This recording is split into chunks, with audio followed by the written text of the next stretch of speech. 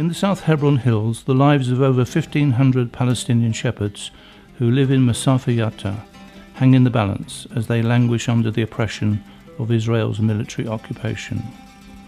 The Israeli military has declared the area in which they live a firing zone, and in 1999 issued evacuation orders to remove the inhabitants of the villages, claiming that they are not permanent residents and ignoring their ancient culture. The families of Masafer Yatta's rich tradition and culture is intrinsically connected to the nearly 8,000 acres of their land, but it could all soon be traded for a wasteland of military exercises. The 12 historical villages that unite the area of Masafer Yatta continue to aspire to live a life for the future, despite living under the pending execution of demolition orders and home evictions. They work their lands, tend their sheep and livestock, care for their homes, and educate and raise their children with love, in the hope that they may preserve their human rights. The Association for Civil Rights in Israel has sustained the rights of the people of Masafer Yatta by garnering injunctions from the Israeli courts, granting temporary holds on the military orders for the last 15 years. But they now stand at a turning point. In early September, Israel's Supreme Court President urged state representatives and Palestinians from the military firing zone to turn to mediation in order to resolve a legal battle surrounding the Defense Ministry's bid to expel the villagers. Despite all the uncertainty surrounding the future of the South Hebron Hills, there remains a bastion of hope in Masafer Yatta and for the children of these lands. The Al-Faqih school serves as a symbol of hope, despite operating under pending demolition orders. This is the story of that school, which serves as the archway for a future.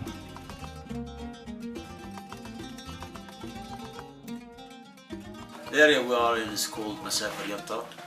It's about 50,000 square kilometers. It contains about 13 villages, and the school was established in this area in 2009. Before that, the children were there were no schools here, and the children were forced to leave to Yatta to stay there. And their life, it was difficult for them and for their families, because the families had to leave the area to stay in Yatta to be near with their children, or the children were forced to stay alone in Yatta, far away from their families. Other children did not go to school because they couldn't stay far away from their families, and their families couldn't leave the area. Now the school solved a lot of problems for the children and their families. The school came from different villages here in Masafer Yatta. Now we started a new school in Jimba because it's very difficult for the children to reach the school walking, so it's very easy for them to go to Jimba school. The problems that the children face while they are coming to the school is, number one, they had to walk long distances, and it's difficult for them during the winter when it's raining. They couldn't come to school. Also, they are afraid of the soldiers or the Israeli army while they are training here in the area. They used to frighten them when they throw bombs, and when they stop them sometimes and ask them questions. So we saw that it's very important for them to have a jeep. This year we had the jeep to take the children, to pick up the children from their homes to the school, and to return back to their homes safely. It's good, but the jeep is not enough to cover the whole villages. We hope that we will have a bigger bus or another jeep for the whole area. We started the school from grade 1 to 4. Now we have from grade 1 to 8. Next year we will add a new stage until we reach the stage 12, I hope so.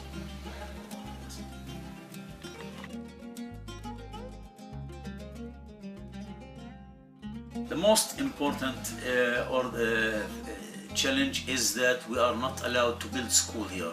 you know that it's allowed for us to have school in tents, to study in tents. We start the school in tents, but by the help of the local community here in this area, we built the houses, the rooms for the children with metal, cover them with iron and metal, and build the walls with bricks. They are not safely, they are not good rooms for the children, especially in rain and when it is getting hot.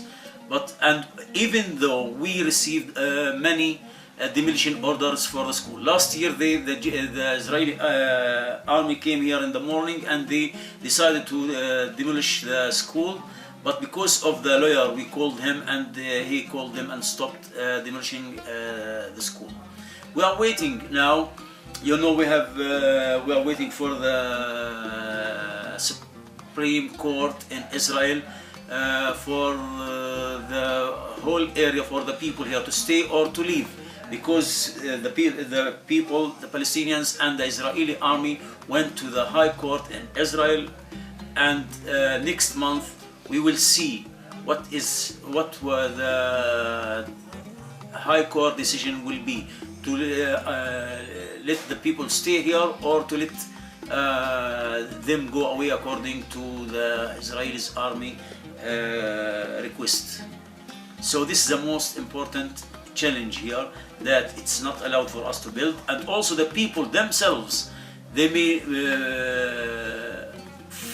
may be forced to leave the area according to the Israeli High Court decision.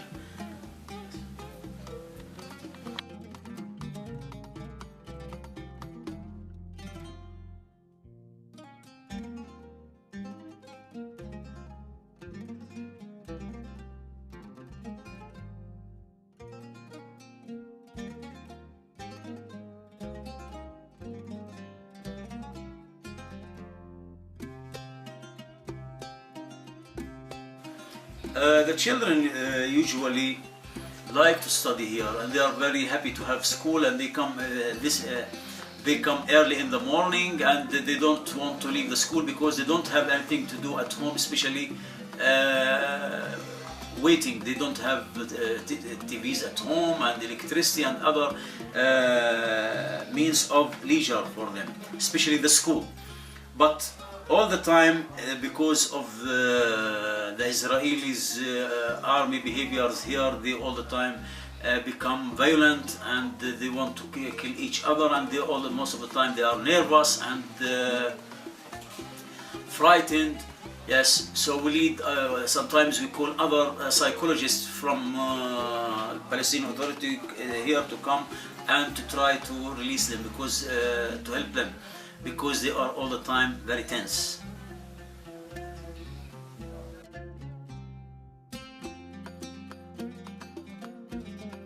The Israeli tried in the past to force the people to leave the area by different ways. The first way, they destroyed their houses, their caves, and took their families. They brought tractors and took the whole furniture they had in this area and threw them in Yatta, and prevented any person from coming here to the area.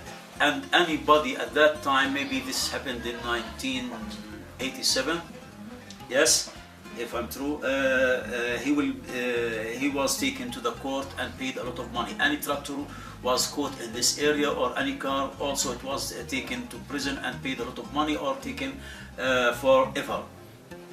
The people returned back here to stay in their caves. They took with their sheep and their things here. They worked during the night and stayed inside the caves during the day for maybe about 1 year or more than a year, until the Israeli lawyers came to the area and went to the High Court, and they were taken a permission from the Israeli High Court to stay here in this area for about 10 years. Now the 10 years had finished, and they are going to the High Court again with the lawyers, and they are waiting for the new Israeli High Court decision. You will see what will happen in the future.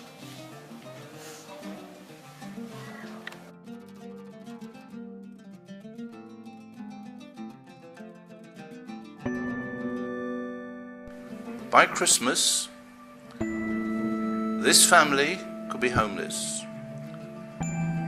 Their village could be destroyed. Their school could be demolished. Their road could be blocked. Their electricity could be cut. Or they could start building a secure home. Their village could be recognized. They could build a more accessible school. They could pave their road. They could increase their electricity. You can allow this destruction, or you can help.